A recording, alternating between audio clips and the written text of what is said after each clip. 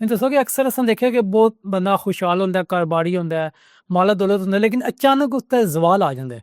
ते ऐसियां केह्ड़ियां आदतां न, यकीनन तौर ते पिच्छे कोई आदत ही होसियां बंदे दियां, ते ऐसियां केह्ड़ियां कोई आदतां न जिस वजह ते बंदे नूं ज़वाल आंदा है?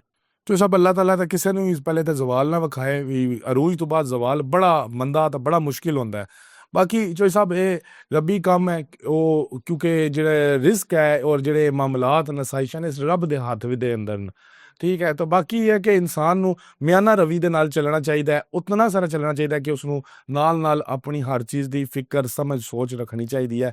गुम नहीं हो जाना चाहिए। अक्सर ये होंदा है कि जिस वक्त तुसी सौखे हालात दे अंदर होंदे हो, तुसी फिर हर एक फिक्र खत्म कर दिंदे हो। जिस काम नू जिस ताकत दे नाल, जिस धक्के दे नाल तुसी लगे होंदे हो, धक्का ही छड्ड दिंदे हो। ठीक। एक गड्डी चल रही है 100 की स्पीड दे, जिसलै तुसी वो 100 ते चली गई है, तो फिर तुसी अगर उहदी रेस ते पैडल तो पैर चुकदे हो ते उसने एक ना एक दिन जीरो ते आ ही जाना है।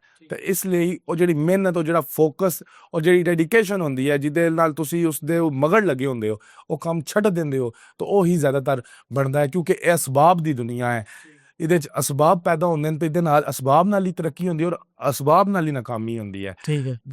100% श्योरिटी है कि जिस वक्त तुसी किसी भी चीज़ नू अचीव कर लैंदे हो, यानी 100 ते जिस मिसाल दी है, गड्डी चली गई या कोई भी चीज़ हासिल जिस वक्त हो जाती है ना, फिर तुसी थोड़े जे मट्ठे मतलब हो जांदे हो, वापस कंफर्ट ज़ोन च बंदा आ जांदा है। कंफर्ट जोन चला जाता है। तो जेह्ड़े बंदे मेहनत करते रहंदे न, अपनी रूटीन नहीं चेंज करते, फोकस्ड रहिंदे न अपने काम उत्ते, अपने काम नाल मुखलस रहिंदे न, ठीक है। लायल होना बड़ी वधिया गल है। यानी राशिद साहब, तुसी मोटर बाइक दे उत्ते नारायण कागान जैसी पहाड़ी इलाकिਆਂ च वीडियो बनाउण जांदे हो, क्योंकि तुसी अपने काम नाल मुखलिस हो। मुखलिस। सर्दी है, बारिश है, कुछ भी है, तुसी वीडियो बनानी है, तां ही तुसानू फॉलोवर मिलेगा, पैसे मिलणगे, सारियां चीज़ां उसदे नाल जुड़ियां होईयां न। ठीक। जे अगर चोई साहब तुसी 1 महीना वीडियो ही ना लाओ, ते तुसां दी फॉलोवरशिप, तुहाडे व्यूज़ कित्थे जाणगे? बिल्कुल। खत्म हो जाणगे, रिवर्स माइनस होना शुरू हो जाएगा, क्योंकि कई आईडियां डीएक्टिवेट होंदियां न। साडे ते जिसलै फॉलोवर गिरदे न, जो सब हज़ार-हज़ार करके गिर जांदे न। ठीक।